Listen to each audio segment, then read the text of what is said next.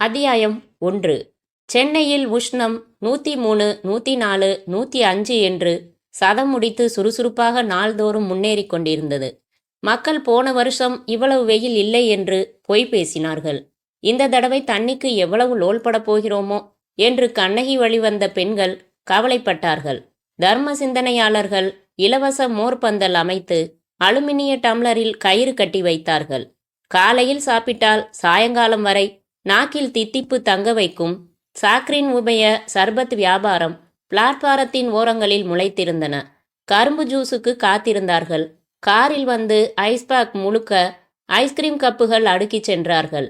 காதலர்கள் ஒரு இளநீர் 2 ஸ்ட்ராக்கள் என்கிற ஃபார்முலா நாக்கின் வறட்சிக்கு கட்டுப்படி ஆகாததால் 2 இளநீர் 2 ஸ்ட்ராக்கள் என்றார்கள். பொழுது போகாத ஒரு ஆசாமி நடைபாதையோரமாய் நின்று கொண்டு 1 மணி நேரத்தில் எத்தனை பேர் தர்பூஸ் பழம் வாங்குகிறார்கள் என்று குறிப்பு எழுதி கொண்டிருந்தார்.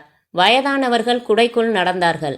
நடக்கட்டும், நாம் சென்னையும் ஒரு வெயில் நாளும் என்கிற கட்டுரையில் இருந்து விலகி வந்து நம் கதையை பார்க்கலாம்.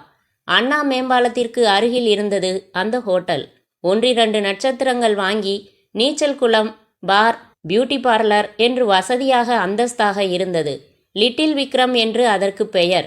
பெரிய விக்ரம் பம்பாயில் இருக்கிறது. இங்கே பெரிய மணிப்பர்ஸ் வைத்திருப்பவர்களும் கம்பெனி கணக்கில் செலவு எழுதுபவர்களும் விதவிதமான கார்களில் வந்து தங்குவார்கள். அநேகமாக ஒற்றையாக வருவார்கள். ஆனால் இரட்டை கட்டில் உள்ள அறைகளை எடுத்துக்கொள்வார்கள். பெங்களூர் விஐபிக்கள் சிலர் தப்பு செய்ய இங்கே வருவார்கள். சென்னை விஐபிக்கள் சிலர் பெங்களூர் போவார்கள். கலாச்சார பண்டமாற்றும் முறை. லிட்டில் விக்ரம் உள்ளே ஜகஜோதியாக அலங்காரம் உண்டு.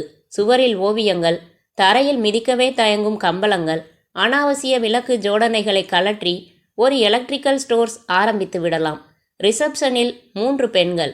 அவர்களில் உங்களுக்கு யார் வேண்டும் என்று ஒரு இளைஞனை கேட்டால் அவன் சொல்லக்கூடிய பதில் காலை இவள், மதியம் இவள், மாலை இவள். லிட்டில் விக்ரம் ஹோட்டலில் மொத்தம் 6 மாடிகள். ஏற இறங்க சொந்தமாக ஆப்ரேட் செய்து கொள்ள அனுமதிக்கப்பட்ட 2 லிஃப்ட்டுகளை தமிழ் செய்வோமேயானால் 2 மின் தூக்கிகள் உண்டு. ஒரு அறை என்பது 2 குசேலர் குடும்பங்களை சமாளிக்கக்கூடியது. மொத்தம் 72 அறைகள். ஆனால் 6 ஃப்ளோர்களிலும் ஒரு வளைந்த விங்கில் கடைசியாக உள்ள 108, 208, 308, 408, 508, 608 ஆகிய அறைகளில் மட்டும் விசேஷம். அதுவாவது அங்கே ஒரு ஜன்னலை திறந்தால் நீச்சல் உடைகள் எத்தனை வகைப்படும் என்பதை தெரிந்து கொள்ளலாம். ஏன், அங்கே எழுதி மாட்டியிருக்குமா என்று கேட்கும் சிலருக்காக நீச்சல் குளம் தெரியும் சுவாமி என்று நேரடியாக சொல்லிவிடலாம். ஆகவே இந்த ரகசியம் அறிந்த மாந்தர்கள் இந்த 6 அறைகளில் ஒன்றுதான் வேண்டும் என்று பிடிவாதம் பிடிப்பார்கள். உயிரில்லாத கட்டிடத்தை பற்றியே சொல்லி சொல்லி கொஞ்சம் போர் ஆகவில்லை? மின்னல் நாராயணன் பற்றி சொல்லலாம். மலையாள திரைப்படங்கள் வழக்கமாக பார்க்கிறவர்களுக்கு மின்னல் நாராயணனை தெரியும். இன்றைய தேதியில் பிஸியான டைரக்டர். கதை, திரைக்கதை, வசனம், பாடல்கள் என்று சகலமும் அவரே. நாராயணன் முதலில் ஒரு தமிழ் படத்தை டைரக்ட் செய்தார். மின்னல் என்ற பெயரில் திருவிழாவில் பாரு பாரு பயாஸ்கோப்பு படத்தை பாரு என்று ரீல் ஓட்டுவானே, அவன் கூட வந்து வாங்க தயாராக இல்லை. தயாரிப்பாளர் எடை போட்டு விற்க கூட துணிந்து விட்டார். படத்தை யாரும் சீந்தாமல் போனதற்கு காரணம் உண்டு. படத்தில் ஒரு சண்டை காட்சி கூட கிடையாது. ஒரு கற்பழிப்போ டான்ஸோ கிடையாது. சரி, அம்மா மகன் என்று பாசமாய் அழுகிறார்களா என்றால் அதுவும் கிடையாது. ஒரு படகோட்டி கிழவன் சும்மா சர்ரக் என்று குச்சி கிழித்து நெருப்பு வைத்து கொண்டு பீடி குடிப்பான். ஒரு பீடி முடியும் வரை ஒரே திக்கை பார்த்து கொண்டு இருப்பான். அடுத்த பீடியில் பழைய நினைவுகள் எவ்வளவு இனிமையானவை என்று மனதில் நினைப்பான். சரி, பழைய நினைவுகளில் ஏதோ சுவாரஸ்யம் இருக்கப் போகிறது என்று பார்த்தால் லொட் என்று பிளாஷ்பேக்கிலும் கிழவனாகவே வந்து மரம் வெட்டுவான். அந்த வெட்டலின் அதிர்வில் மரத்தின் மேல் இருக்கும் பறவை ஒன்று பதறி ஓடும். அது ஆகாயத்தில் புள்ளியாகி மறையும் வரை பார்த்து கொண்டே இருப்பான்.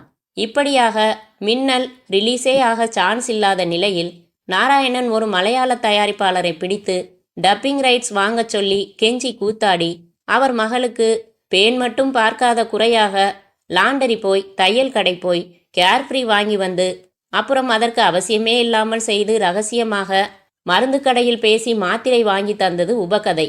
ஆக மின்னல் மலையாளத்தில் டப் செய்யப்பட்டு ரிலீஸ் ஆகி 100 நாள். போயா, தமிழும் வேண்டாம் ஹிந்தியும் வேண்டாம் என்று நாராயணன் மலையாளத்தில் ஸ்திரமாகி போனார். மின்னல் நாராயணன் ஒரு தடவை சங்கரன் படம் பார்த்து மயக்கம் போட்டு விட்டார். ₹1 நாக் அவுட் விளையாடும் நபருக்கு பாயிண்ட்டுக்கு ₹1000 என்று சீட்டு விளையாடுவதை பார்த்தால் பிரமிப்பு வரத்தானே செய்யும். அதுபோல நம் நாராயணனுக்கு ஸ்டூடியோவே வேண்டாம். கொல்லம் திருச்சூர் பக்கத்தில் ஒரு உள்ளங்கை அகல கிராமமும் ஒரு எரிஃப்ளெக்ஸ் கேமராவும் கொடுத்துவிட்டு இந்த பக்கம் வந்துவிட்டால் 15வது நாள் படம் ரெடி. குறைந்த செலவு, அதிக லாபம். எனவே தயாரிப்பாளர்கள் மின்னல் நாராயணனை நாடினார்கள். ₹3/4 ஜோசியன் சொன்னபடி நாராயணன் என்று பெயர் மாற்றிக்கொண்டது அதிர்ஷ்டம் என நம்பினார். விரிவாக வர்ணித்த லிட்டில் விக்ரம் ஹோட்டலுக்கும் நம் மின்னல் நாராயணனுக்கும் என்ன சம்பந்தம்? மின்னல் நாராயணன் கதை வசனத்தை போர்ட்டபிள் மலையாள டைப்ரைட்டரை தூக்கி கொண்டு வந்து ஹோட்டல்களில் தங்கிதான் டைப் அடிப்பார். இந்த முறை அவர் முதன்முறையாக லிட்டில் விக்ரத்தில் 508ஆம் அறையில் தங்கினார். 508இல் என்ன விசேஷம் என்பது ஏற்கனவே கோனார் உரை போடாத குறையாக விளக்கியாகிவிட்டது. இன்ஸ்பிரேஷன் ஐயா, இன்ஸ்பிரேஷன். மின்னல் நாராயணனுக்கு திரைக்கதையில் எங்காவது இடைஞ்சல் ஏற்பட்டால் உடனே மெஷினை மூடிவிட்டு பாட்டில் திறந்து கலக் கலக் என்று கிளாஸில் ஊற்றி ஏக் தோ தீன் கல்ப்ஸ். மந்தகாசம் வந்ததும் பெட்டியை திறந்து டைரி எடுத்து எச்சில் தொட்டு பக்கம் புரட்டி அந்த பக்கத்தை பார்த்து கொண்டே டெலிஃபோனில் டயல் செய்து, பாலசுதாவா பேசுறது? இல்லையா, அவங்க அம்மாவா? நான் மின்னல் பேசுகிறேன். எங்கே போயிருக்கு? கோயிலுக்கா? கெட்ட பழக்கமாச்சே. படம் எதுவும் இல்லையா? மூக்குப்பொடி விளம்பரத்தில் பார்த்தேன். அபத்தம். பொம்பளைங்களா மூக்குப்பொடி போடுறாங்க? சும்மா ஜோக். ஒரு சின்ன ரோல் இருக்குது, அது சம்மந்தமாக டிஸ்கஸ் பண்ணணும். வந்ததும் அனுப்பி வைக்கிறீங்களா? எப்போவா? இப்போ தான். இதெல்லாம் ராத்திரியில் தான் டிஸ்கஸ் பண்ணணும். புரியாத மாதிரி நடிப்பீங்களே. என்னது கலைச்சேவையா? வண்டவாளத்தை எடுத்து விடவா? வேணாம், எனக்கு மூடு மாறிடும். பத்தினி தெய்வமே, வைமா ஃபோனை. நாராயணன் கிச் கிச் என்று 3 நாள் தாடியை சொரிந்து கொண்டு வேறு நம்பர் ஃபோன் செய்து, ரத்தினம்மா, செலவில்லாமல் காரியம் முடியாத போலிருக்கு. நீ தான் கதி. என்ன வச்சிருக்க? மலையாளமா? அழுத்து போச்சு, தமிழே அனுப்பு. புதுசாக இல்லையா எதுவும்? இடமா சொல்கிறேன் என்பார், சொல்வார். சோமபானம் முடிந்து காமபோதை தணிந்தவுடன் கதையில் சிக்கல் கலன்றுவிடும். உட்கார்ந்து விடிய விடிய விரலொடிய வசனம் டைப் செய்வார். அந்த மின்னல் நாராயணன் இந்த லிட்டில் விக்ரமுக்கு முதல் முறையாக நேற்று காலை வந்து தங்கினாரா? இன்று காலையில் பார்த்தால் செத்து போய்விட்டார். அத்தியாயம் 2. பாண்டிச்சேரி. கோபால் என்றாள் அவள். அழைக்கப்பட்ட கோபால் தலைக்கடியில் கைகள் செருகி மணலில் படுத்துக்கொண்டு நட்சத்திரங்கள் எண்ணிக்கொண்டிருந்தான். என்ன மனோ என்றான். கேட்கப்பட்ட மனோ அவன் அருகில் முழங்கால்களை கட்டிக்கொண்டு அமர்ந்திருந்தாள். அருகே முளைத்திருந்ததிலிருந்து ஒரு கொத்து புல் பிடுங்கி கையில் வைத்திருந்தாள். எனக்கு பயமா இருக்கு என்றாள். மேலே சாஞ்சுக்க, சரியா போயிடும். எப்பவும் உங்களுக்கு விளையாட்டு தான். எங்கள் அத்தை லேசா என்ன சந்தேகப்படுறாங்க. என்னன்னு? வேலைக்கு போயிட்டு லேட்டா வர்ற, என்ன விஷயம்னு கேட்குறாங்க. சொல்றது தானே. என்னன்னு? ஹார்பர் பக்கத்தில் ஒரு சின்ன பார்க் இருக்கு. அது மூளையில் கோபால் காத்திருப்பாரு. தினம் அவரை போய் சந்திச்சுட்டு தான் வீடு திரும்புறதுன்னு வேண்டுதல்னு சொல்லேன்.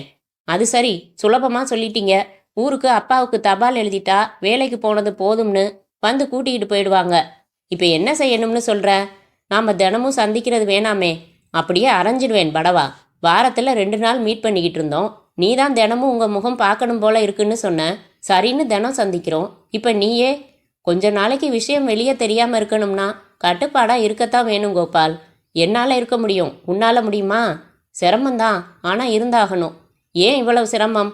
நாளைக்கே நம்ம ஊர் கோயிலில் உனக்கு தாலி கட்ட நான் தயார். உனக்கு கழுத்தை நீட்ட தைரியம் இருக்கா?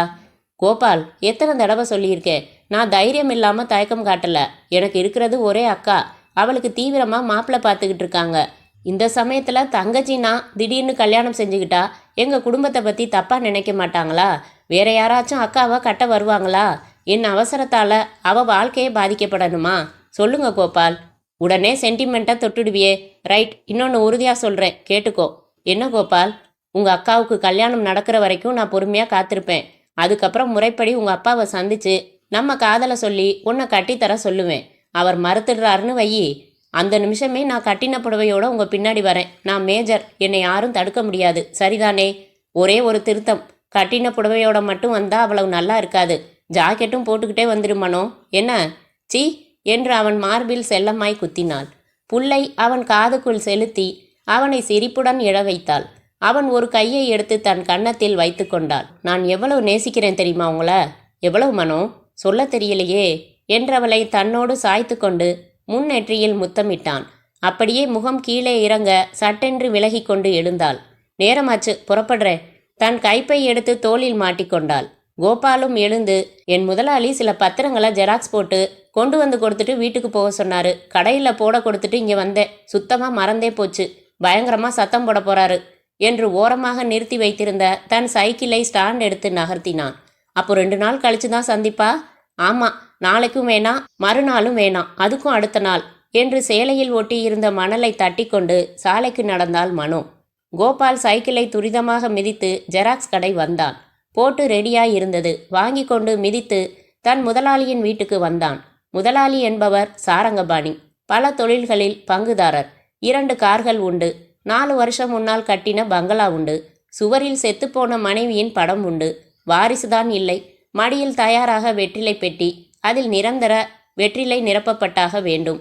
கார்களை சர்வீஸுக்கு அனுப்பி டாக்ஸ் கட்டி காலனியில் வாடகை வசூல் செய்து பயணங்களுக்கு டிக்கெட் வாங்கி சுருட்டு கொளுத்தி தந்து முடித்திருத்த ஆளுக்கு சொல்லிவிடுவது வரை சகலத்திற்கும் கோபால்தான். சாரங்கபாணி ஃபோன் பேசி கொண்டிருந்த போது ஜெராக்ஸ் காப்பிகளோடு உள்ளே வந்து பேசி முடிக்க காத்திருந்தான் கோபால்.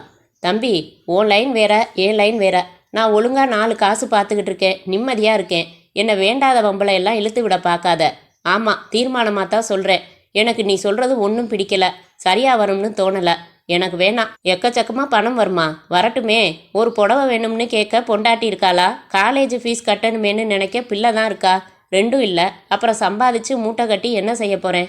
உள்ளது போதும். இது சம்மந்தமாக பேசுகிறதா இருந்தா நீ ஃபோன் செய்யவே வேணாம். புரிஞ்சுதா? வைத்தார். கோபாலை பார்த்தார். நான் பேசுனதுலேருந்து ஃபோனில் யார் கூட பேசினேன்னு புரிஞ்சுக்கிட்டு இருப்பியே. உங்கள் தம்பி தானே சார்? ஆமாம், யூஸ்லெஸ் ஃபெலோ. கொஞ்ச நாள் தொல்லை கொடுக்காம இருந்தாரு. திருப்பியும் தூபம் போட ஆரம்பிச்சிட்டாரா? என்கிட்ட நடக்குமா கோபால்? இந்த பைத்தியக்கார பயல் பேச்சை கேட்டுக்கிட்டு எவன் லட்சக்கணக்கில் நட்டப்படுவான். சரி, நீ வீட்டுக்கு போகலாம்ப்பா. சரி சார், வரேன். கோபால் தன் வீட்டிற்கு புறப்பட்டான். அத்தியாயம் 3.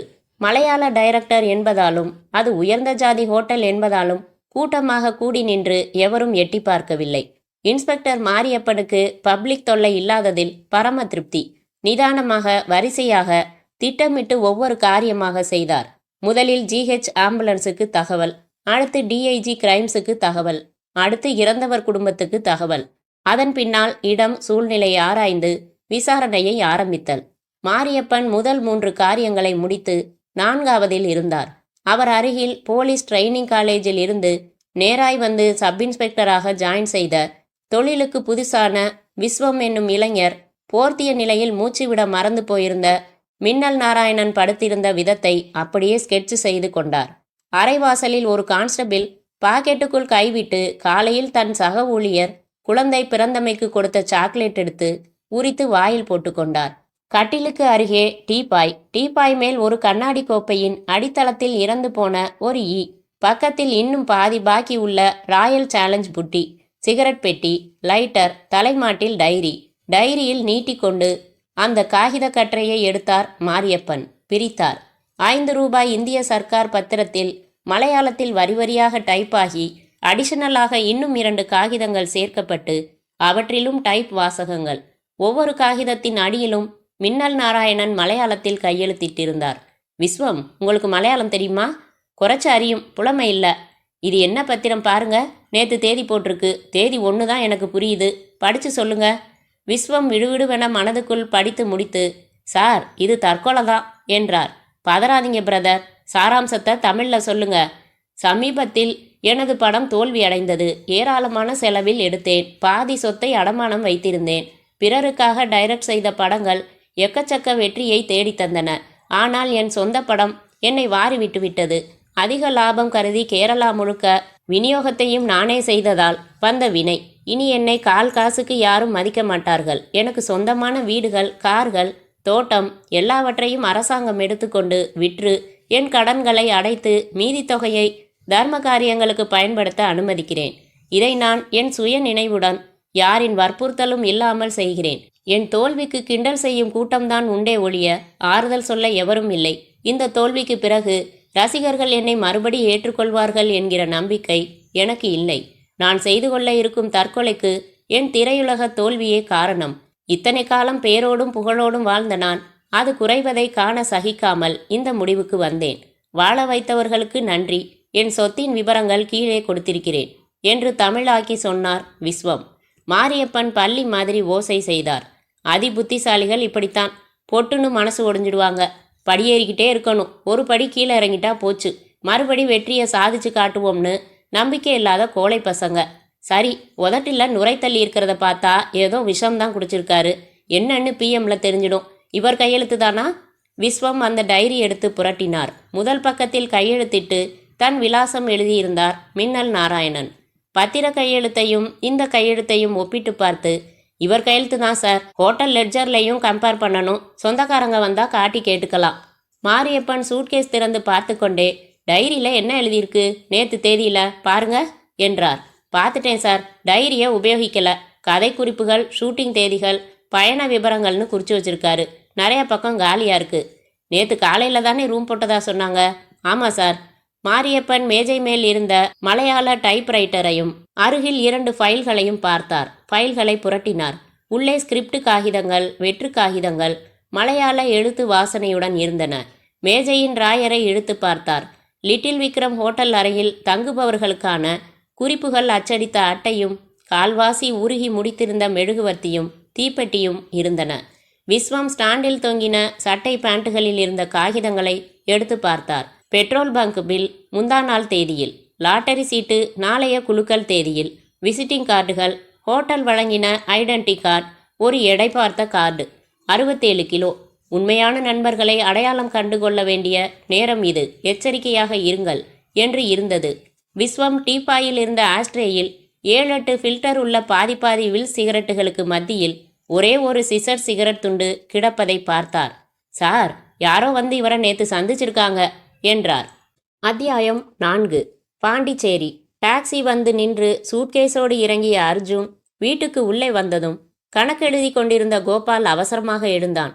வாங்க சார். என்னையா வாங்க சார்? ஃபோன் செஞ்சேனா இல்லையா? நீ தானே பேசுன? ஆமாம் சார். பஸ் ஸ்டாண்டுக்கு கார் அனுப்புறதுக்கு என்ன? வந்து ஐயா தான் அனுப்ப வேணாம்னு. பொய் பேசாதையா, எங்கள் அண்ணனை பற்றி எனக்கு தெரியும். எங்க அவரு? உடம்பு சரியில்லை, ரூமில் படுத்திருக்காரு. அண்ணா என்று இங்கிருந்தே அழைத்து கொண்டு பாதி படிகள் ஏறி நின்று திரும்பி, ஆப்பிள் ஜூஸ் அனுப்ப சொல்லு மேன் என்று மிச்சப்படிகளை கடந்தான் அர்ஜுன். மாடியில் அரைக்கதவு திறந்தே இருந்தது. படுக்கையில் சாரங்கபாணி முதுகுக்கு தலையணை கொடுத்து சாய்ந்து கொண்டு மகாபாரதம் படித்து கொண்டிருந்தார். அண்ணா, உங்க உடம்புக்கு என்ன? இறையாத, உட்காரு. எப்போ வந்த? இப்பதான். என்ன பண்ணுது உனக்கு? Mild heart attack. இப்போ பரவாயில்ல. அப்புறம் நான் சொன்ன விஷயத்த யோசிச்சியா? நான் யோசிக்கிறது இருக்கட்டும், நீ என்ன முடிவு செஞ்ச? கல்யாணம் தானே, போர், வேணாம், வற்புறுத்தாத. அர்ஜுன், வசதியா இருக்க, கல்யாணமும் வேணாங்கிற, அப்புறம் ஏன் மேல மேல சம்பாதிக்கணும்னு துடிக்கிறப்பா? யாருக்காக? எனக்காக, என் பிரஸ்டீஜுக்காக. அறிவுரை சொல்லாத. நான் கேட்ட தொகை தர முடியுமா முடியாதா? அதை சொல்லு. அர்ஜுன், எனக்கு பொண்டாட்டி போயிட்டா, புள்ளையும் இல்ல, வாரிசு நீதான். நான் செத்தா சொத்து பூரா உனக்கு தான். அதுக்கப்புறம் உன் இஷ்டம் போல எதில் வேணாலும் கொண்டு போய் கொட்டு, கேள்வி கேட்க நான் இருக்க மாட்டேன். நான் உயிரோட இருக்கும்போது இப்படி நச்சரிக்காத, புரியுதா? பிடிவாதம் பிடிக்கிறியே ஒழிய புரிஞ்சுக்க மாட்டேங்கிறியே நீ. நாளைக்கு எனக்கு வரப்போற சொத்துல ஒரு அட்வான்ஸ் மாதிரி இப்ப தாயேன். அர்ஜுன், நான் சொன்னது தான். இதே மாதிரி என்னை தொந்தரவு பண்ணிக்கிட்டு இருந்தேன்னா நான் சொத்து முழுக்க தர்மத்துக்கு உயில் எழுதி வச்சிடுவேன். உன் குணங்களை மாத்திக்க. சாரிப்பா, நல்லத்தனமா நடந்துக்க. உன் நடவடிக்கை பார்த்து தான் நான் முடிவு செய்யணும். அர்ஜுன் அமைதியாக இருந்தான். மயிலே மயிலே என்று கெஞ்சி எந்த மயிலாவது இறகு போட்டிருக்கிறதா? வேறு திட்டம்தான் யோசிக்க வேண்டும். இவர் எப்போது சாவது? எனக்கு சொத்து எப்போது வருவது? உயில் எழுதுவாராம். என் நடவடிக்கையை பார்த்துதான் முடிவு செய்வாராம். இதெல்லாம் சரிப்பட்டு வராது. அமைதியாய் அமர்ந்திருந்தான் அர்ஜுன். வேலைக்காரன் கொண்டு வந்து நீட்டின ஆப்பிள் ஜூஸ் வேண்டாம் என்றான். சாப்பிடு அர்ஜுன் என்று அண்ணன் சொன்னதும் வெறுப்பாக வாங்கி கொண்டான்.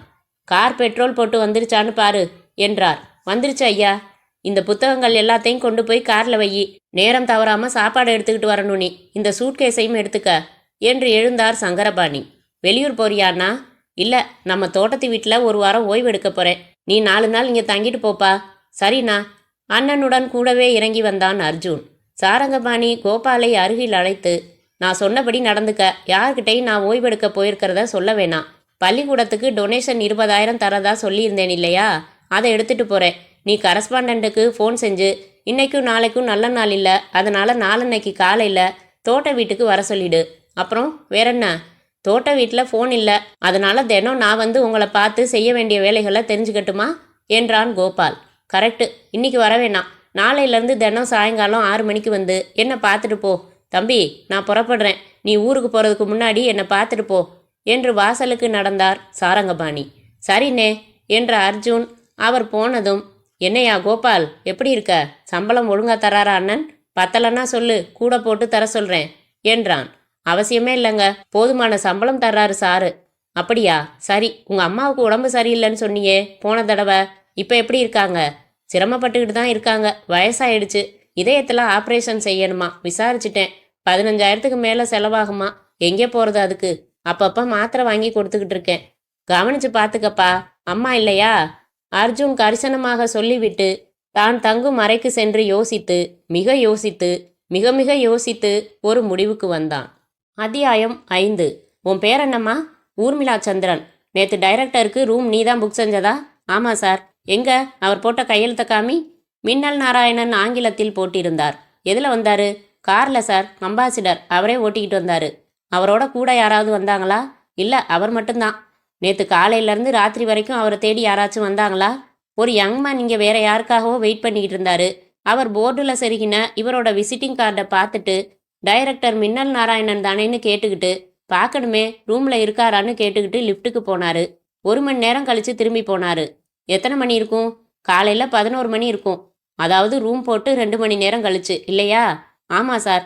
அதே நபர் ராத்திரி 9 மணிக்கு மறுபடி வந்து அவர் இருக்காரா ரூம்லன்னு கேட்டாரு. இருக்காருன்னதும் போனாரு. திரும்ப எப்போ வெளியேறினார்னு பார்க்கல. தற்கொலை தானே சார்? அப்படிதான் தெரியுது. முறைப்படி விசாரிச்சு தான் ஒரு முடிவுக்கு வரணும்.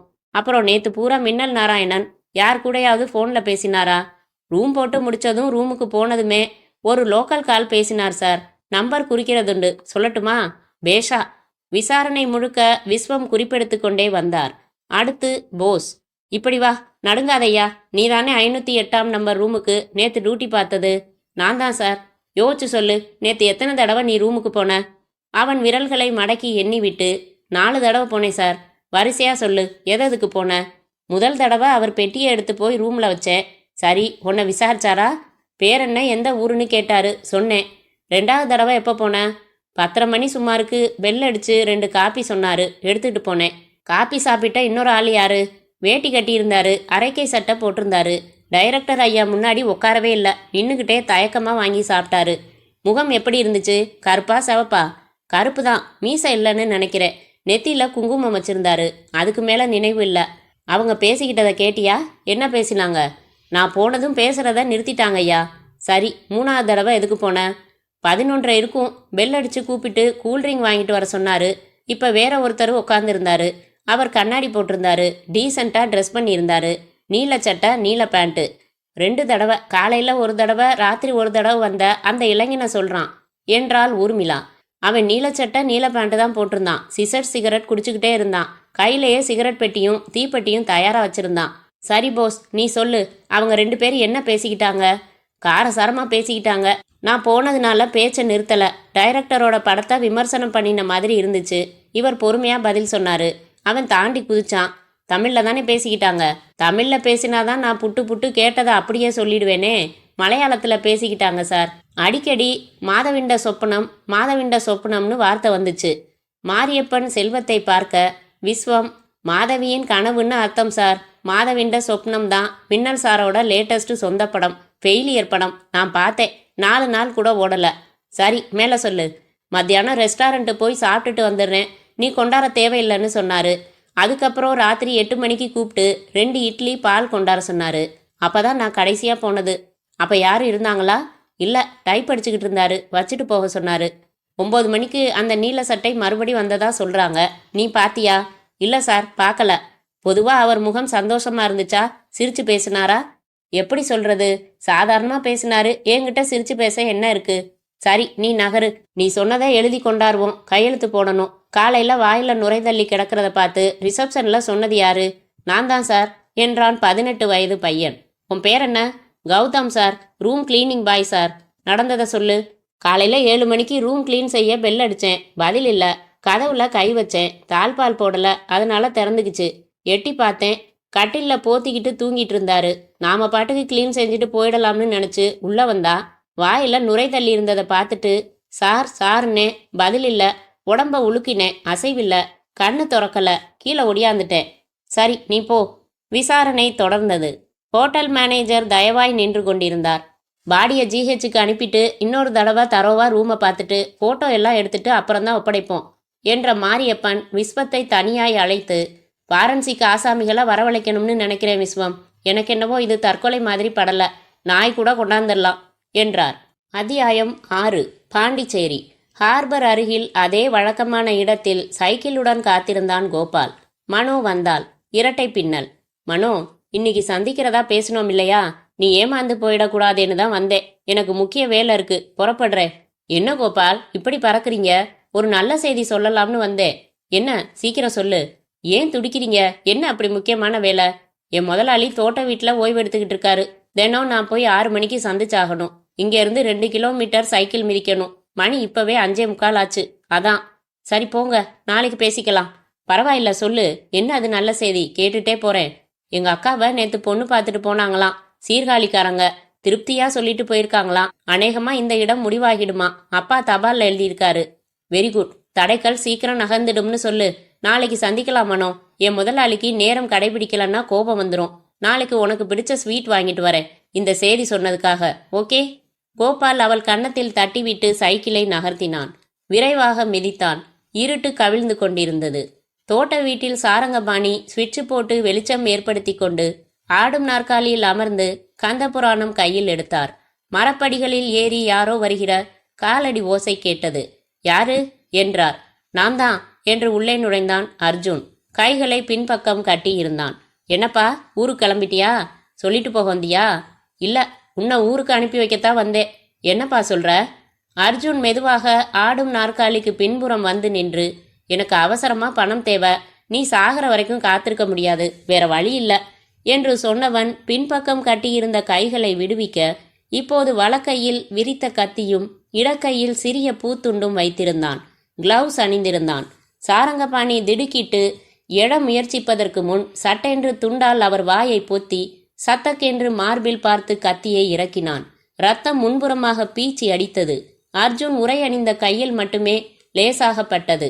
சாரங்கபாணியின் துடிப்பு முழுவதும் அடங்கும் வரை அவர் வாயில் துண்டால் பொத்தின கையை எடுக்கவே இல்லை அர்ஜுன். மார்பில் செருகின நிலையிலேயே கத்தியை விட்டு கையுறைகளை கழற்றி சுருட்டி பேண்ட் பாக்கெட்டில் வைத்து கொண்டான். நேரம் பார்த்தான். மணி 6:05. தூரத்தில் சாலையில் கோபால் சைக்கிளில் வருவதையும் அதில் ஒரு லெதர் பேக் மாட்டியிருப்பதையும் பார்த்தான் அர்ஜுன். சாரங்கபாணியின் சூட்கேஸை திறந்து உடைகளுக்கு அடியில் பள்ளிக்கூட நன்கொடைக்காக வைத்திருந்த 2 100 ரூபாய் கட்டுக்களை கர்ச்சீப் சுற்றி எடுத்தான். பேண்ட் பாக்கெட்டுகளில் செருகி கொண்டான். மறுபடி அரை வாசலுக்கு வந்து நின்றான்.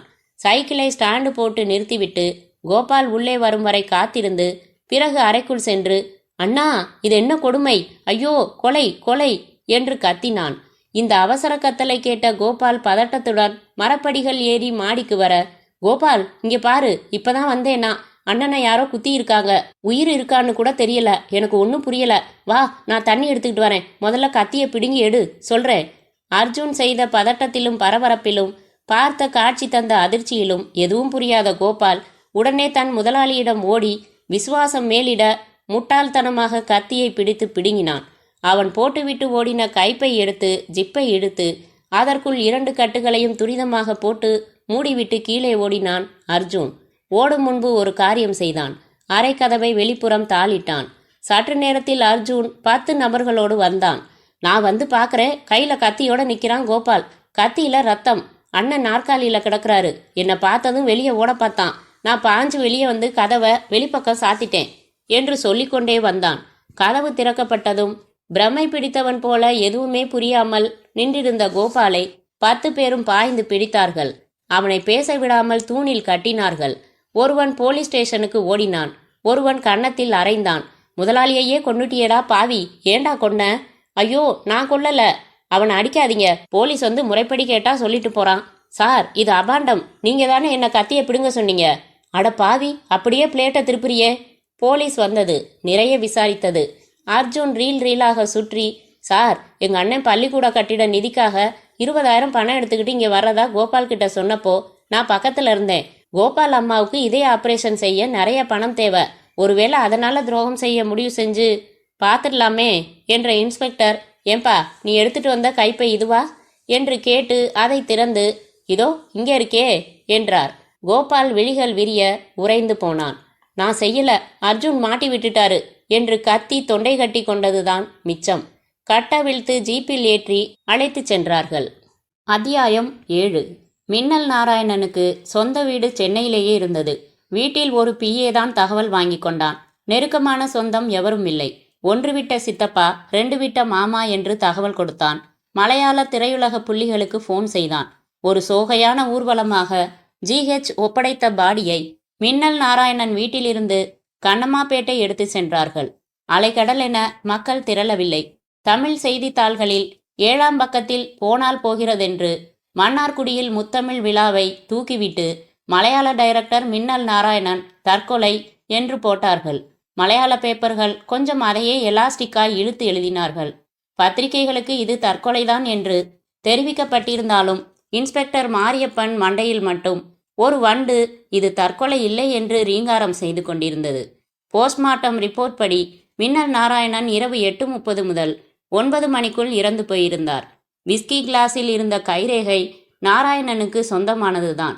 விஸ்கி கிளாஸில் இருந்த விஷமும் வயிற்றுக்கு போன விஷமும் ஒன்றுதான். சேகரித்து கொடுக்கப்பட்ட மின்னல் நாராயணனின் ஒரிஜினல் கையெழுத்துக்களும் மரண வாக்குமூல கையெழுத்துக்களும் ஒப்பிடப்பட்டதில் அவை அனைத்தும் ஒன்றுதான் என்கிற உறுதியான முடிவுகளுக்கு ஃபாரன்சிக் லேபரட்டரி வந்திருந்தது.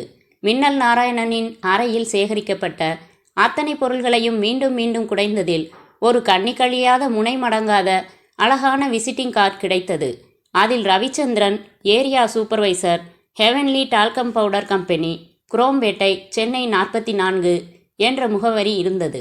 அந்த முகவரிக்கு பைக்கில் போனார்கள் மாரியப்பனும் விஸ்வமும். போகும் வழியில் விஸ்வம் கேட்டார், சார் கோச்சுக்கலானா ஒன்று கேட்கட்டுமா? கேளுங்க விஸ்வம். 2 முழு நாள் விசாரிச்சதுல மின்னல் நாராயணனுக்கு வட்டியோட சேர்த்து 38 லட்சத்துக்கு கடன் இருக்கிறது தெரிஞ்சுக்கிட்டோம்.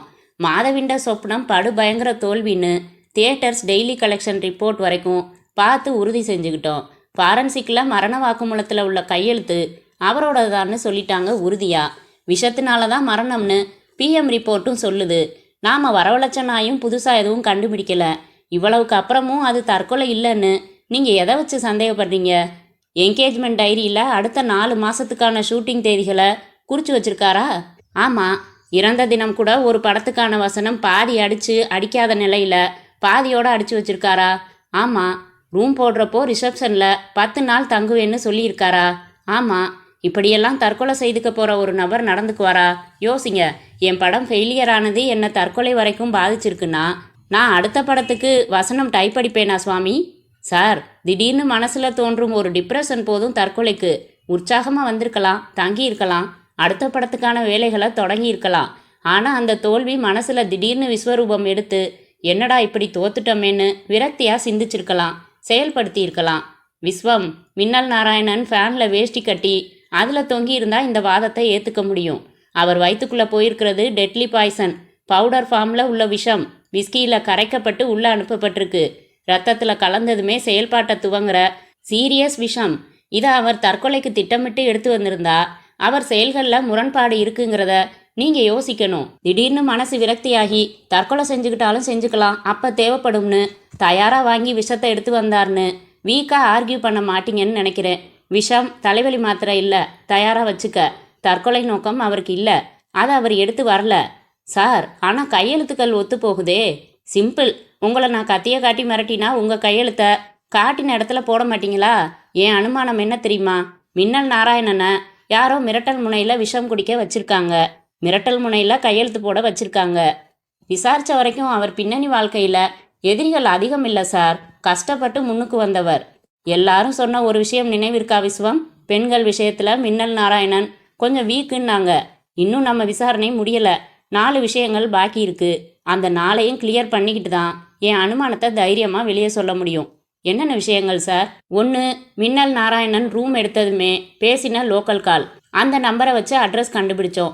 அது ஒரு ப்ரைவேட் பென்சில் கம்பெனி ஆஃபீஸ். நேற்று போனோம், ஞாயிற்றுக்கிழமை, அதனால மூடி இருந்துச்சு, வந்துட்டோம். இன்னைக்கு போகணும். 2, ரூமில் மின்னல் நாராயணனை வந்து சந்திச்ச வேட்டி கட்டின ஆசாமி யாருன்னு இன்னும் தெரியல. அவருக்கு முன்னாடி உட்காராம தயங்கி காப்பி குடித்தவன். 3, காலையில் ஒரு தடவை ராத்திரி ஒரு தடவை வந்து சந்திச்ச நீல சட்டக்காரன் யாருன்னு இன்னும் தெரிஞ்சுக்க முடியல. ராத்திரி 9 மணிக்கு வந்திருக்கான் அவன். இவர் இறந்த நேரம் 8:30 to 9. 4வது நமக்கு கிடைச்ச இந்த விசிட்டிங் கார்டு. இந்த ரவிச்சந்திரன் யாரு என்னன்னு விசாரிக்கணும். இந்த 4 விஷயங்களையும் தெளிவாக்கிட்டா இன்னும் பளிச்சுன்னு ஒரு முடிவுக்கு வந்துடலாம். ஹெவன்லி டால்கம் பவுடர் தயாரிக்கும் அந்த கம்பெனி வாசலில் செக்யூரிட்டி இருந்தான். இவர்களை விசாரித்தான். அந்த விசிட்டிங் கார்டை காட்டியதும் உள்ளே தூரத்தில் இருந்த நிர்வாக அலுவலகத்தில் விசாரிக்க சொன்னான். நிர்வாக அலுவலகம் பவுடர் வாசனையுடன் இயங்கிக் கொண்டிருந்தது. நிறைய ஆண்கள் டை கட்டி இருந்தார்கள். நிறைய பெண்கள் டை அடித்திருந்தார்கள். நிர்வாக மேனேஜர் குளிர்பானம் குடித்துக்கொண்டே ஃபைல்ஸ் பார்த்து கொண்டிருந்தவர் நிமிர்ந்தார். அமர சொன்னார். இவர்களுக்கும் வரவழைத்தார். விவரங்கள் சொன்னதும், ரவிச்சந்திரன் செங்கல்பட்டு கடலூர் 2 ஏரியாவுக்கும் போயிருக்காரு, நாளைக்கு திரும்புவாரு என்றார் டூர் புரோகிராம் சார்ட் பார்த்து. மின்னல் நாராயணன் இறந்து போன முந்தா நாள் ரவிச்சந்திரனுக்கு வேலை எதுவும் இல்லை, ஓய்வு நாள்.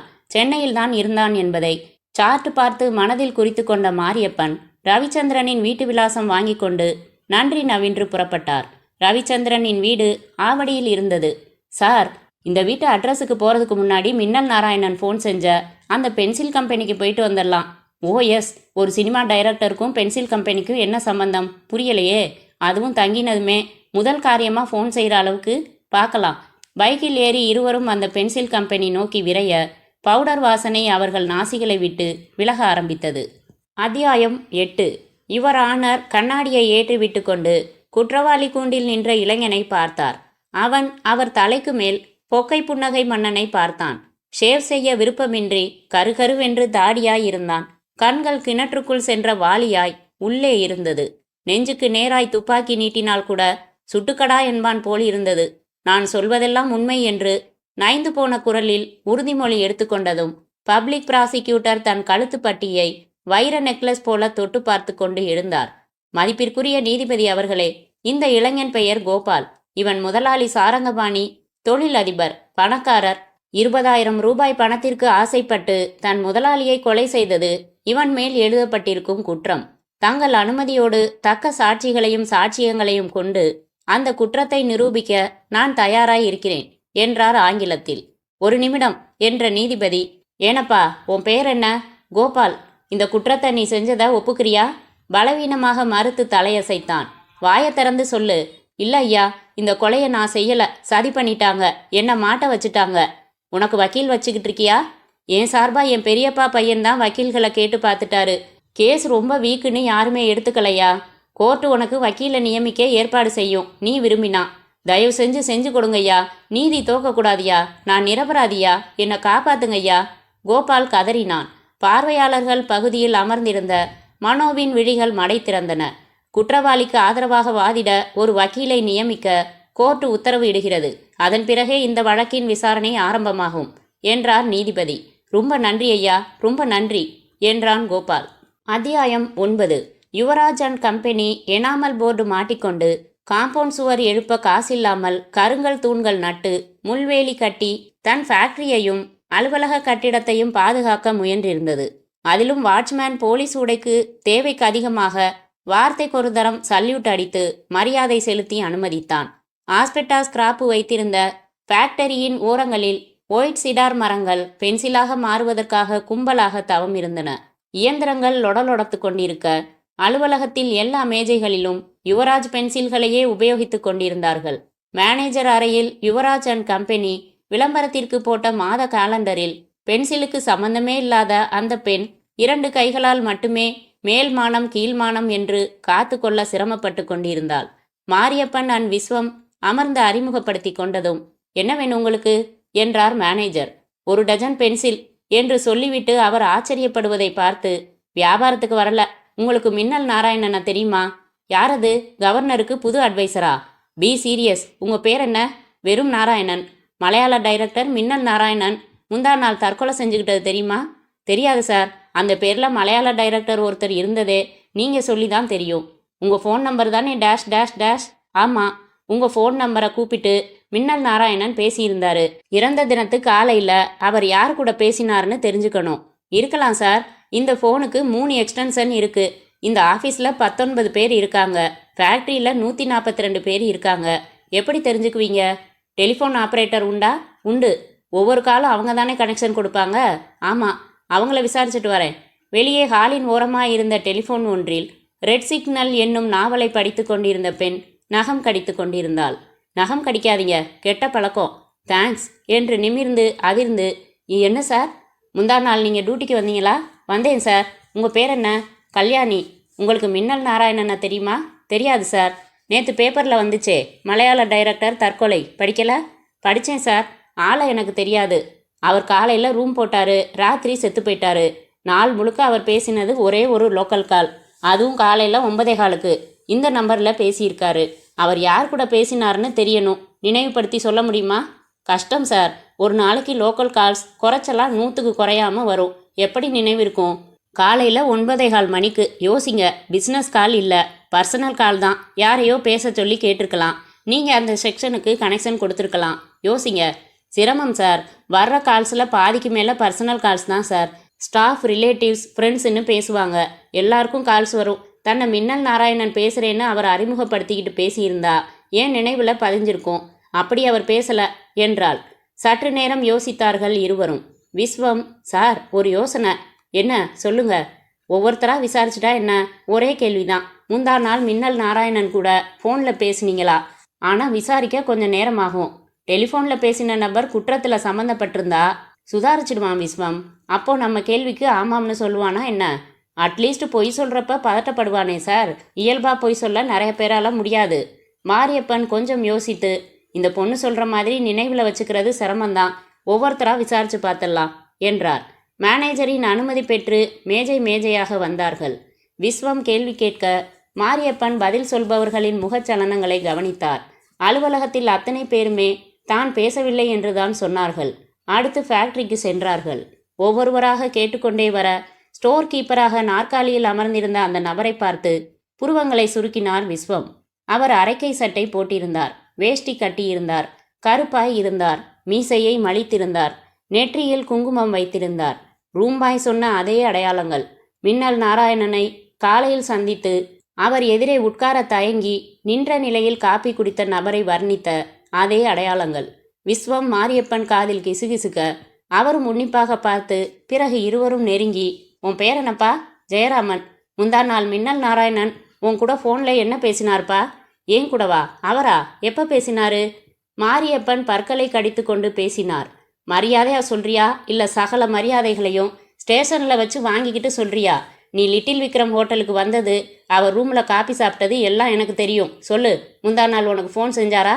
ஜெயராமன் அந்த பக்கம் இந்த பக்கம் பார்த்து ஆமாம் சார் என்றார். அத்தியாயம் 10. வழக்கு விசாரணை ஆரம்பித்து 17ஆம் நாள் அர்ஜுன் சாட்சியாக கூண்டில் ஏறினான். உங்க பேர் என்ன? அர்ஜுன். கொலை செய்யப்பட்ட சாரங்கபாணிக்கு நீங்க என்ன உறவு வேணும்? தம்பி, கூட பிறந்த தம்பி. கொலை நடந்த அன்னைக்கு என்ன நடந்துச்சு கொஞ்சம் விபரமா சொல்ல முடியுமா? நான் மெட்ராஸ்ல இருந்தேன். ஒரு முக்கியமான விஷயமா அண்ணனை பார்க்க பாண்டிச்சேரி வந்திருந்தேன். அவர் அப்பதான் தோட்ட வீட்டில் ஓய்வெடுக்க புறப்பட்டுக்கிட்டு இருந்தாரு. என்ன ஊருக்கு போறதுக்கு முன்னாடி வந்து பார்த்துட்டு போக சொன்னாரு. அதனால மறுநாள் சாயங்காலம் நான் தோட்ட வீட்டுக்கு போனேன். அப்ப மணி என்ன இருக்கும்? 6 மணிக்கு மேல இருக்கும். சரி, என்ன பார்த்தீங்க? நான் போனப்ப வாசல்ல கோபாலோட சைக்கிள் நின்றுகிட்டு இருந்துச்சு. தோட்ட வீட்டில் ஃபோன் இல்லை. அதனால தொழில் விஷயமா செய்ய வேண்டிய காரியங்களை தினம் சாயங்காலம் 6 மணிக்கு வந்து தெரிஞ்சுக்கிட்டு போன்னு அண்ணன் கோபால் கிட்ட சொல்லியிருந்தாரு. அதனால கோபால் வந்திருக்கணும்னு நினைச்சேன். மாடிக்கு போனேன். போய் பார்த்தா, ஆண்டவனே, அதை எப்படி சொல்றது? உணர்ச்சி வசப்படாம பார்த்ததை சொல்லுங்க. நான் ரூமுக்குள்ள நுழைஞ்சப்போ கையில கத்தியோட கோபால் நின்றுகிட்டு இருந்தான். அண்ணன் ரத்த காயத்தோட சாய்வு நாற்காலியில கிடந்தாரு. நான் உடனே அரைக்கதவை வெளிப்பக்கம் சாத்திட்டு கீழே ஓடினேன். நிறைய ஜனங்களை கூச்சல் போட்டு கூட்டி அழைச்சிக்கிட்டு போனேன். கதவை திறந்து கோபாலை கட்டி போட்டுட்டு போலீஸுக்கு தகவல் சொன்னோம். தட்ஸ் ஆல் யுவர் ஆனர் என்றார் பப்ளிக் ப்ராசிக்யூட்டர். டிஃபென்ஸ் தரப்பு வக்கீல் சாட்சியை குறுக்கு விசாரணை செய்யலாம் என்றார் நீதிபதி. டிஃபென்ஸ் வக்கீல் போன வருஷம்தான் என்ரோல் ஆகியிருந்தார். கொலைகேஸில் அரசாங்கம் நியமித்துவிட்ட காரணத்தால் கடனே என்று வேறு வழியில்லாமல் ஆஜராகியிருந்தார். எப்படி வாதம் செய்வது என்று 7-8 முறை ஒத்திகையெல்லாம் பார்த்து வந்திருந்தார். மிஸ்டர் சாரங்கபாணி என்று ஆரம்பித்தார் அர்ஜுனை பார்த்து. கோர்ட் சிரித்தது. சாரி மிஸ்டர் அர்ஜுன், உங்க அண்ணனுக்கு எவ்வளவு சொத்து தேரும்? எனக்கு தெரியாது. குத்து மதிப்பா சொல்லுங்க. அப்படியெல்லாம் மதிப்பு போட தெரியாது சார் எனக்கு. ஒரு உத்தேசமா சொல்லுங்க. Objection your honour. என் கட்சிக்காரரை ஒரு குறிப்பிட்ட பதிலை எதிர்பார்த்து வற்புறுத்துகிறார். தெரியாது என்றால் வேறு வகையில் பதில் பெற முயல வேண்டுமே ஒழிய இப்படி வற்புறுத்துவது. மிஸ்டர் டிஃபென்ஸ், வற்புறுத்தாதீங்க. Yes your honour. உங்கள் அண்ணனோட சொத்துக்களுக்கு எல்லாம் நீங்க ஒருத்தர் தானே நேரடியான வாரிசு. ஆமா. இப்ப அவர் இறந்ததுல சொத்து புறா உங்களைத்தானே வந்து சேரும். ஆமா. இந்த சொத்துக்களுக்கு ஆசைப்பட்டு நீங்களே ஏன் அந்த கொலையை செஞ்சிருக்க கூடாது? நான்சென்ஸ். என் அண்ணன் மேல பாசமா இருக்கிற வேணாம். கொலை செஞ்சது நீங்க. அந்த சமயம் எதேச்சையா வந்த கோபால நீங்க கொலையில மாட்ட வச்சிட்டீங்கன்னு நான் சொல்றேன். அவனை காப்பாத்த நீங்க எது வேணும்னாலும் சொல்லுவீங்க. ஆனா உண்மை அது இல்லையே. அதுதான் உண்மை. அப்போ நீதிபதி ஐயாவுக்கு நிரூபிச்சிடுங்க. டிஃபென்ஸ் யோசித்தார். எப்படி நிரூபிப்பது? கத்தியில் கோபாலின் கைரேகை இருப்பதை லேபரேட்டரி ஆசாமி சொல்கிறார். கோபாலின் கைப்பைக்குள் 20,000 இருந்து எடுத்ததை போலீஸ் ஆசாமி சொல்கிறார். கத்தியுடன் பார்த்ததாக ஒரு நேரடி சாட்சியாக இருந்த அர்ஜுன் சொல்கிறார். கோபாலின் அம்மாவின் வைத்திய செலவுக்காக பணம் தேவைப்பட்டது என்று அரசாங்க தரப்பில் நிரூபித்து விட்டார்கள். 20,000 பணம் எடுத்து செல்வதாக சாரங்கபாணி கோபாலிடம் சொன்னபோது உடன் இருந்த வேலைக்காரன் சாட்சி சொல்கிறான். இந்த சூழ்நிலையில் கோபாலை எப்படி காப்பாற்றுவது? கோபால் செய்தான் என்பதற்கு இத்தனை சாட்சிகள் சாட்சியங்கள் அணிதிரண்டு நிற்கின்றனவே. அவன் செய்யவில்லை என்பதற்கு ஒரே ஒரு நிரூபணம் கூட இல்லையே. எந்த மடையனாவது இன்னொருவன் சொன்னாலும் கொலை செய்யப்பட்டவன் உடம்பில் குத்தி நின்ற கத்தியை ரேகை பதிய பற்றி உருவுவானா? இப்படி வசமாய் மாட்டிக்கொள்வானா? ஒருவேளை கோபால் சொல்வது எல்லாம் பொய்யா? அவன் அழுகையெல்லாம் நாடகமா? உண்மையிலேயே அவனேதான் கொன்றிருப்பானோ?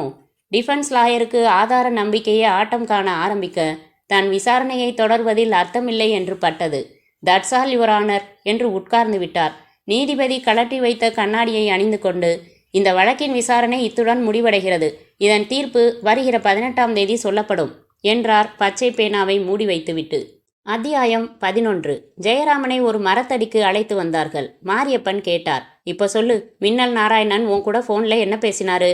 சார், நான் மின்னல் நாராயணன் சாரை 20 தடவையாவது பார்த்துருப்பேன். எதுக்கு? நடிக்க சான்ஸ் கேட்டுதான். நான் நாடகத்துல எல்லாம் நடிச்சிருக்கேன். ஒரு சின்ன காமெடி ரோல் கொடுத்தா கூட போதும்னு பல தடவை கெஞ்சினேன் சார். சரி, என் ஃபோன் நம்பரை குறிச்சு கொடுத்துருந்தேன். உனக்கு தகுந்த கேரக்டர் வர்றப்போ அவசியம் சொல்றேன்னாரு. சரி, முந்தா நாள் காலையில திடீர்னு ஃபோன். நான் மின்னல் நாராயணன் பேசுறேன்னு அவர் சொன்னதும் எனக்கு கையும் ஓடல காலும் ஓடல. சரின்னு போனியாக்கும். ஆமா, அரை நாள் பர்மிஷன் எழுதி கொடுத்துட்டு போனேன். காப்பி வாங்கி கொடுத்தாரு. கதாநாயகிக்கு முறைமாமா வேஷம்னு சொன்னாரு. அடுத்த மாசம் ஷூட்டிங்னு சொன்னாரு. ரொம்ப சந்தோஷமா புறப்பட்டு வந்துட்டேன். அவ்வளவுதானா? வேற எதுவும் பேசலையா? வேற என்ன சார்? இதை சொல்ல ஏன்யா தயங்கின? ஏன் முதல்ல மறைச்ச? கோர்ட்டு சாட்சின்னு என்னை கூப்பிடுவீங்களேன்னு தான் தயங்கினேன். சரி, நீ போ என்றார் மாரியப்பன். மேலும் சில கேள்விகள் கேட்டுவிட்டு ஜெயராமனின் வீட்டு விலாசம் வாங்கி கொண்டு புறப்பட்டார்கள். என்ன சார், சப்புன்னு ஆயிடுச்சு என்றார் விஸ்வம். பரவாயில்ல, காலையில யாருக்கு ஃபோன் செஞ்சார்னு தெரிஞ்சு போச்சு. வேட்டி ஆசாமி இவர்தான். இப்போ கிளியர் ஆக வேண்டியது இன்னும் 2 விஷயம்தான். Talcum powder Ravichandran 1, நீலச்சட்டக்காரன் 2. Ravichandran tour முடிச்சு நாளைக்கு தான் வராரு. ஆனால் நாம் அவர் வீட்டில் யாரையாச்சும் பார்த்து பேசலாம். ஆவடியில் அந்த விலாசத்திற்கு வந்தபோது மாலை மணி 4. தெரு மதிய உறக்கத்தில் இருந்து இன்னும் விழிக்கவில்லை. வீட்டின் வாசல் காம்பவுண்டு சுவரில் ஏதோ ஒரு கட்சி இப்போதே இடம் ஒதுக்கி இனிஷியல் போட்டு வைத்திருந்தது. வேப்பமரம் ஒன்று கொட்டைகளை சிந்தி கொண்டிருக்க கதவருகில் காலிங் பெல் சுவிட்ச் எதுவும் இல்லை. எலக்ட்ரிக் மீட்டர் பின்னால் ரீடிங் கார்டு செருகி இருந்தது. கதவு தட்டப்பட்ட போது உள்ளே ரேடியோ சத்தம் குறைக்கப்பட்டு கொலுசு சத்தம் சமீபித்தது. கதவு திறந்தது. பெரிய விழிகள், சிறிய பொட்டு. மிஸ்டர் ரவிச்சந்திரன் வீடு தானே இது? ஆமா. இருக்காரா? இல்லையே, கம்பெனி வேலையா வெளியூர் போயிருக்காரு. எப்போ வருவாரு? நாளை காலையில் வருவாரு. நீங்க? அவர் மனைவி. உங்களை ஒன்று கேட்கணுமே. உள்ள வாங்க. மூங்கில் கூடை நாற்காலிகளில் அமர்ந்தார்கள். மேஜை மேல் மடிப்பாக பெட்ஷீட் பரப்பி ஒரு சட்டை பாதி அயனிங்கில் இருந்தது. அயன் பாக்ஸின் பிளக்கை எடுத்துவிட்டு வந்து, என்ன சார் என்றாள் அவள். விஸ்வம் குனிந்து, சார், இந்த அம்மா அயன் செஞ்சுக்கிட்டு இருக்கிறது நீலச்சட்டை என்றார் மாரியப்பனின் காதருகில். பார்த்தேன் என்ற அவர், ஏமா, உங்கள் புருஷனுக்கு முந்தா நாள் ஓய்வு நாளா? ஆமாம். அன்னைக்கு அவர் எங்கே போயிருந்தாருன்னு தெரியுமா? தெரியும். எதுக்காக கேட்குறீங்க? ஒரு வழக்கு சம்பந்தமாக உங்கள் கணவர் ஒரு வகையில் உதவ முடியும். நீங்கள் மறைக்காமல் பதில் சொன்னால் நீங்கள் கூட உதவ முடியும். ப்ளீஸ். என்ன சொல்லணும்? முந்தா நாள் உங்கள் கணவர் எங்கே போனார் காலையில்? கம்பெனி சம்மந்தமாக யாரையோ லிட்டில் விக்ரம் ஹோட்டல் ரிசப்ஷனுக்கு வர சொல்லி இருக்கிறதாகவும் அவரை பார்க்கணும்னு போனார். ஆனால் சீக்கிரமே திரும்பி வந்துட்டாரு.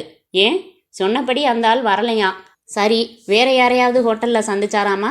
ஆமாம், மின்னல் நாராயணன்னு ஒரு மலையாள டைரக்டர் அதே ஹோட்டலில் தங்கியிருக்கிறத போர்டில் பேர் பார்த்து தெரிஞ்சுக்கிட்டு அவரை போய் பார்த்து பேசியிருக்காரு. என்ன பேசினாராம்? அந்த டைரக்டர் சமீபத்தில் மாதவிண்ட சொப்னம்னு ஒரு படம் எடுத்தாராம். அது அப்படியே ஒரு மலையாள நாவலோட காப்பியாம். என் புருஷன் நாவலும் படிச்சிருக்காரு, சினிமாவும் பார்த்துருக்காரு. அவரை சந்திச்சதும் கோபமா விமர்சனம் செஞ்சாராம். அவர் கூல்ட்ரிங்க் வாங்கி கொடுத்து அட்ரஸ் எல்லாம் கேட்டு வாங்கிக்கிட்டு பொறுமையா பதில் சொன்னாராம். ஆனா காப்பிங்கிறத மட்டும் ஒத்துக்கலையாம். ராத்திரி 9 மணிக்கு அந்த நாவலை எடுத்துட்டு வந்து காமிக்கிறேன்னு சொன்னாராம். வாங்கன்னாராம். சரின்னு வந்துட்டாராம். அப்புறம் அதே மாதிரி ராத்திரி போனோமா? ஆமா, 2 பேரும் செகண்ட் ஷோ போறதா பிளான். போற வழியில ஒரு நிமிஷம் அந்த புக்கை அவர்கிட்ட காமிச்சிட்டு வரதா சொன்னாரு. என்னை ஹோட்டல் வாசல்லே நிறுத்திட்டு அவர் மட்டும் போனாரு. 3 நிமிஷத்துல திரும்பி வந்துட்டாரு. சூழ்நிலை சரியில்லைன்னாரு. நாங்க சினிமாவுக்கு போயிட்டோம். புரியலையே, சூழ்நிலை சரியில்லைன்னா?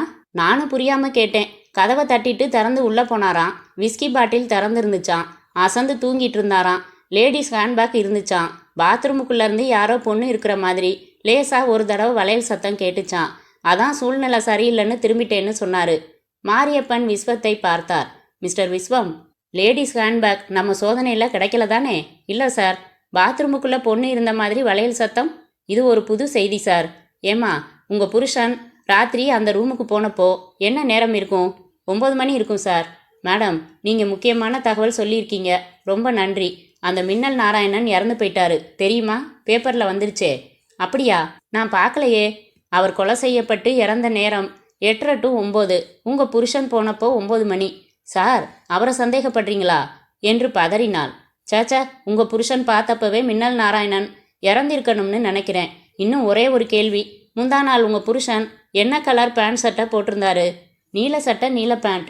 அந்த பாயிண்ட்டும் கிளியர் ஆகிடுச்சு. எங்கள் விசாரணையில் தப்பின ஒரு விஷயம் அந்த லேடி விஷயம். ஒரு பொண்ணு வந்துட்டு போனதை யாரும் கவனிக்கலை, சொல்லலை. It is possible sir. பெரிய ஹோட்டல்களில் யார் வர்றா எப்போ போகிறான்னு கவனிக்கிறது சிரமம் என்றார் விஸ்வம்.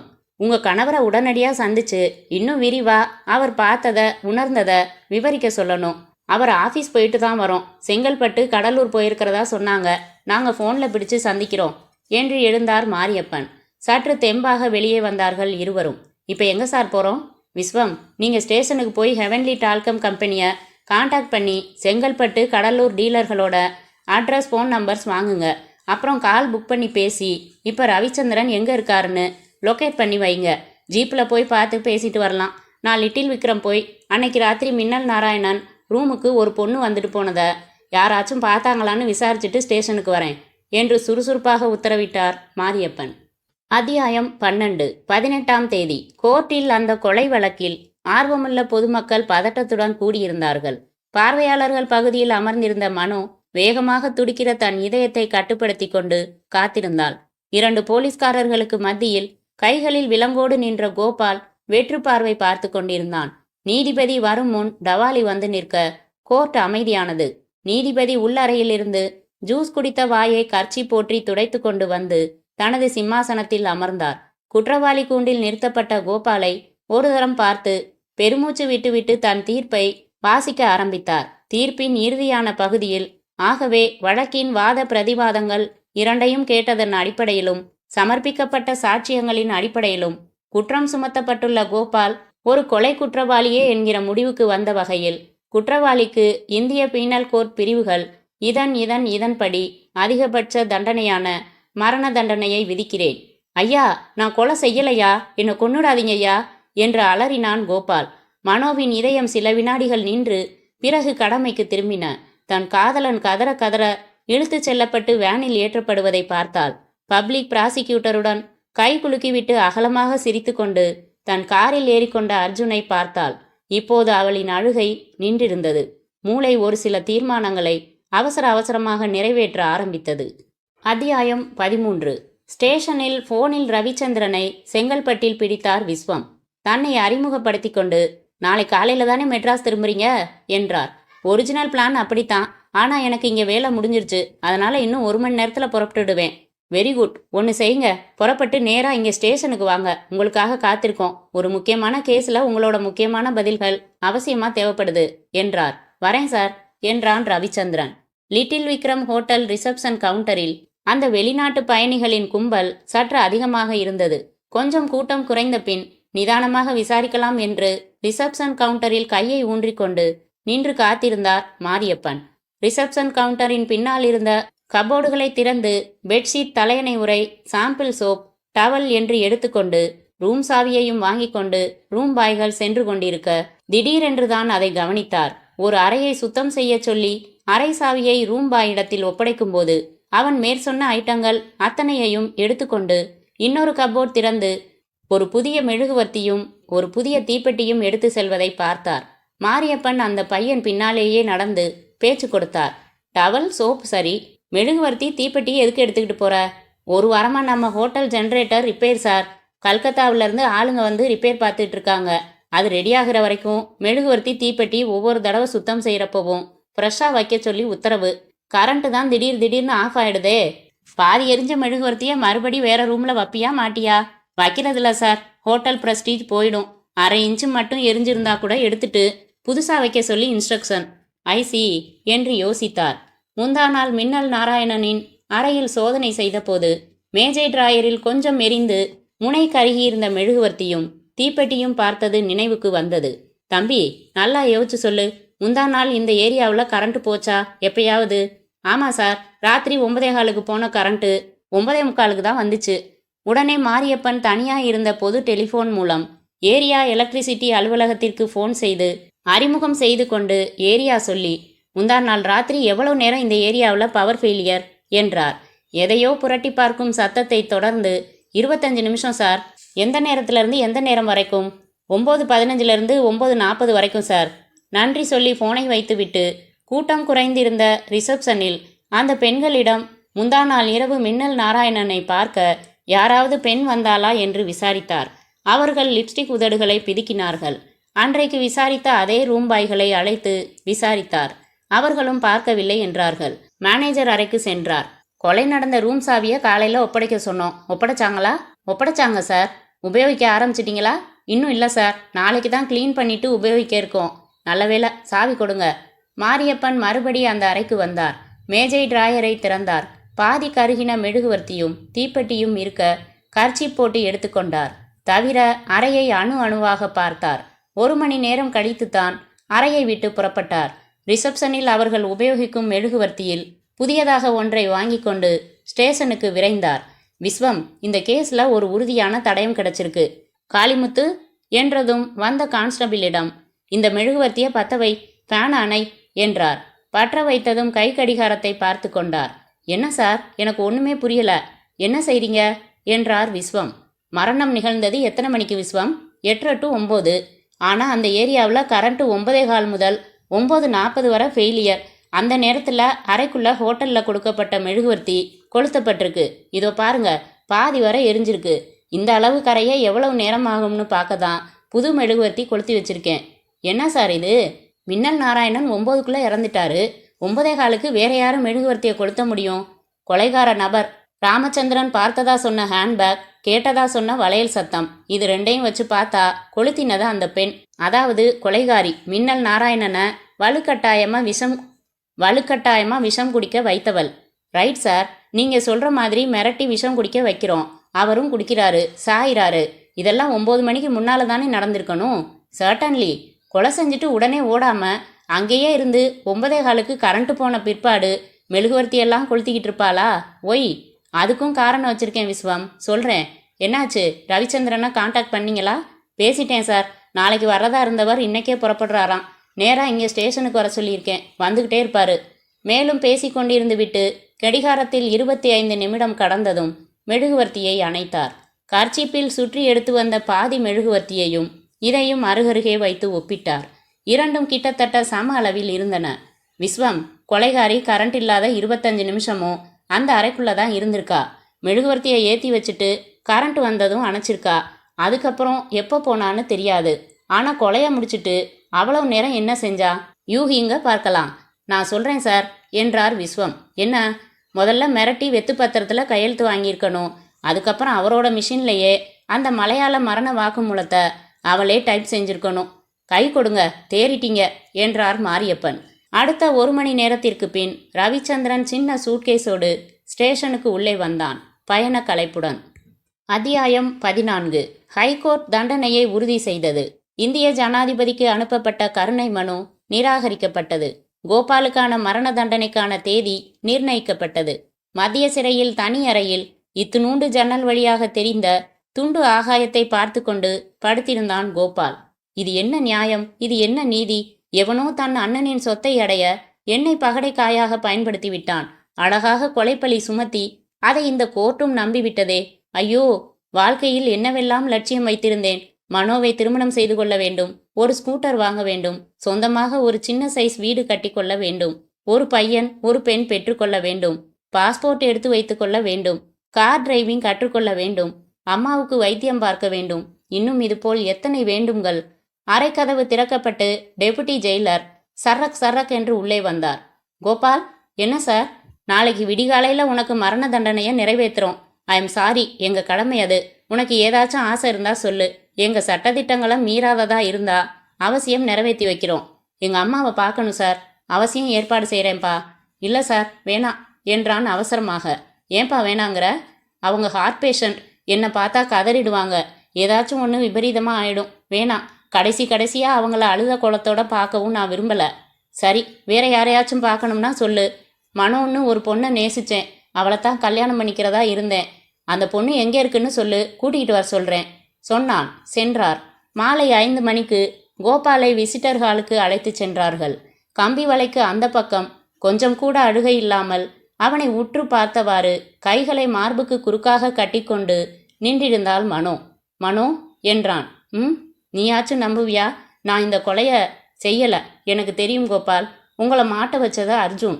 கோர்ட்டு நம்பாட்டா போகட்டும், நான் நம்புறேன். அது போகட்டும் மனோ. நீ யாரையாச்சும் கல்யாணம் பண்ணிக்கிட்டு சந்தோஷமா இருக்கணுமா? Don't be chilli. கோபால், நாளை காலையில் உங்களை தூக்கில் போட்ட நிமிஷம் நான் தாலி அறுக்காத விதவை. உங்கள் நினைவுகள் தான் எனக்கு துணை. எனக்கு ஒரு புது கடமை வந்துடுச்சு. நம்மளை அநியாயமாக பிரித்தவனை ஆண்டவன் பார்த்துப்பான்னு நான் கையை கட்டிக்கிட்டு சும்மா உட்காந்துருக்க போகிறதில்ல. மனோ, என்ன பேச்சு இது? மடத்தனமாக எதையும் செஞ்சிடாத. மடத்தனமாக இல்லை கோபால், புத்திசாலித்தனமாக தான் செய்ய போகிறேன். உங்கள் ஆத்மா சாந்தி அடைய வேணாமா? ஒரு பொண்ணோட பாவத்தை சம்பாரிச்சாலே அவன் வாழ்க்கைக்கு ரெட் சிக்னல் விழுந்தாச்சுன்னு அர்த்தம். உங்களோட பேச பேச என் உறுதி குலைஞ்சு பலவீனப்பட்டுடுவேணும்னு பயமா இருக்கு. உடஞ்சு அழுதுட்டா உத்வேகம் கரைஞ்சிடும் கோபால். அதனால அழுகையை கட்டுப்படுத்தி வச்சிருக்கேன். நினச்சி வச்சிருக்கிற காரியத்தை செஞ்சுட்டு அதுக்கப்புறம் எல்லாத்துக்கும் சேர்த்து வச்சு அழறேன். வரேன் கோபால். கூடிய சீக்கிரம் உங்ககிட்டயே வரேன் கோபால். அங்கே ஐயர் பார்த்து வச்சிடுங்க, கல்யாணம் பண்ணிக்கலாம். வேகமாக நடந்து போனவளை வெறித்து பார்த்தான் கோபால். அத்தியாயம் 15. ரவிச்சந்திரன் மின்னல் நாராயணன் அறைக்கு இரவு 9 மணிக்கு போனபோது பார்த்ததை நிதானமாக விவரித்தான். முதல்ல கதவை தட்டினேன். தட்டிட்டு கொஞ்சம் இடைவெளி கொடுத்து கைப்பிடியை அழுத்தி தள்ளினேன். திறந்துக்குச்சு. உள்ள வந்து பார்த்தா போத்திக்கிட்டு படுத்திருந்தாரு நாராயணன். விஸ்கி பாட்டில், கிளாஸ். இதை பார்த்துட்டு திரும்பினா கட்டில் மேல லேடிஸ் பேக் இருந்துச்சு. என்னடா இதுன்னு திரும்பினா பாத்ரூம் கதவு சாத்தி இருந்துச்சு. அந்த பக்கத்துல இருந்து வளையல் சத்தம் ஒரு தடவை கேட்டுச்சு. நல்லா தண்ணி போட்டுட்டு எவளையோ வரவழைச்சு அனுபவிச்சுட்டு நிம்மதியா தூங்குறாரு. இப்போ போய் நாவலை காட்டி பேசுறது எப்படி சரியா வரும்னு நினைச்சு நான் கதவை சத்தமில்லாம மூடிட்டு புறப்பட்டுட்டேன். உங்க ஒய்ஃப் சொன்னதையே நீங்க விரிவா சொல்றீங்க. வேற புது தகவல் எதுவும் இல்லையே? லேடிஸ் ஹேண்ட்பேக் கையில் எடுத்து பார்த்தீங்களா என்றார் மாரியப்பன். இல்ல சார், கருப்பு கலர் நீல வார் வச்சது, ஜிப்பு வச்சது. வேற ஏதாவது பார்த்தீங்களா? இல்ல சார். கட்டில் தலைமாட்டில் டைரி வச்சிருந்தாரு, கவனிச்சிங்களா? கவனிக்கல சார். ரவிச்சந்திரனை சக்கையாக கேள்வி கேட்டுவிட்டு அனுப்பி வைத்துவிட்டு பெருமூச்சு விட்டார் மாரியப்பன். புதுசா எதுவும் இல்லையே. ஒரு பொண்ணு வந்திருக்கா, போயிருக்கா. கருப்பா சிவப்பா தெரியாது. கருப்பு ஹேண்ட்பேக் கொண்டு வந்திருந்தா. இதை வச்சு என்ன செய்யறது சார்? அந்த மெழுகுவர்த்தியையும் தீப்பெட்டியையும் லேபுக்கு அனுப்பி பிரிண்ட்ஸ் எடுத்துக்கலாம் சார். ஆமா, செய்யணும். யார் ரேகையோட அதை கம்பேர் செய்வாங்க? 1000 போலீஸ் போட்டு ரோட்டில் கருப்பு ஹேண்ட்பேக் எடுத்துகிட்டு போகிறவங்களையெல்லாம் வழி மறித்து ரேகை வாங்கி ஒப்பிட்டு பார்க்குறதா? மின்னல் நாராயணனை மிரட்டி விஷம் குடிக்க வைக்க வேண்டிய அளவுக்கு அவர் என்ன துரோகம் செஞ்சாரு? அவரோட பின் வாழ்க்கையில் ஏதாச்சும் வில்லங்க நடந்திருக்கும் சார். சபல கேஸ், காதலிச்சு கைவிட்டிருப்பாரு. மோட்டிவ் எது வேணாலும் கற்பனை செய்யலாம் விஸ்வம். யார் அந்த பொண்ணு? எப்படி பிடிக்கிறது? சார், மின்னல் நாராயணன் ரூம்ல இருந்து எடுத்து வந்த மலையாள டைப்ரைட்டர் நம்மக்கிட்ட தான் இருக்குது. அதில் பிரிண்ட்ஸ் எதுவும் எடுக்கலை.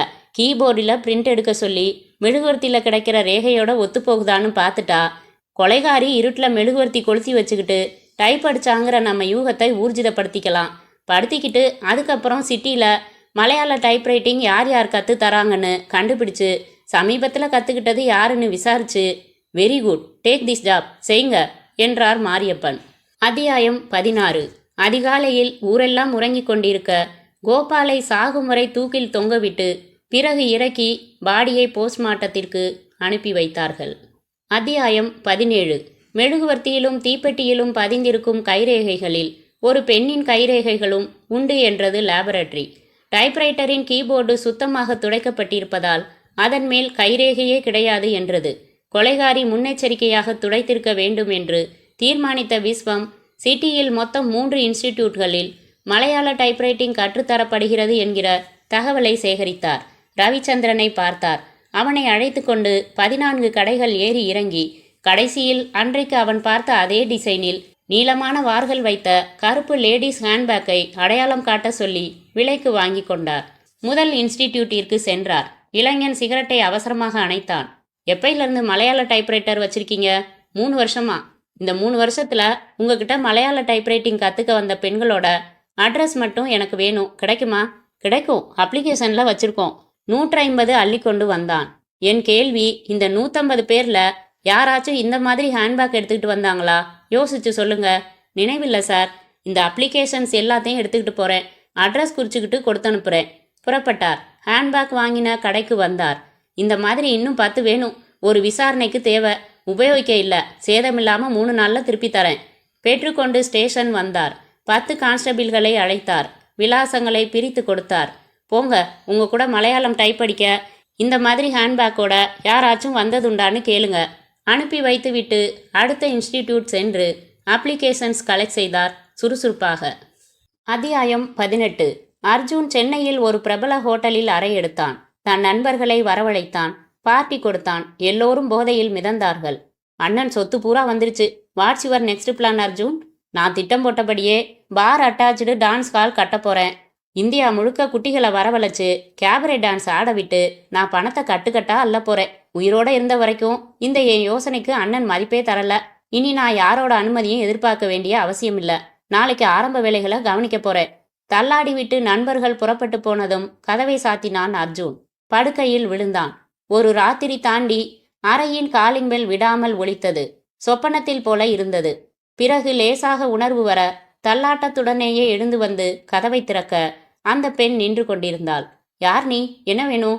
எனக்கு ஒன்றும் வேணாம். உங்களுக்கு நான் தேவைப்படலாம்னு உங்கள் ஃப்ரெண்டு என்ன அனுப்பி வச்சாரு. வேணுமா? வேண்டும் போல் இருந்தது.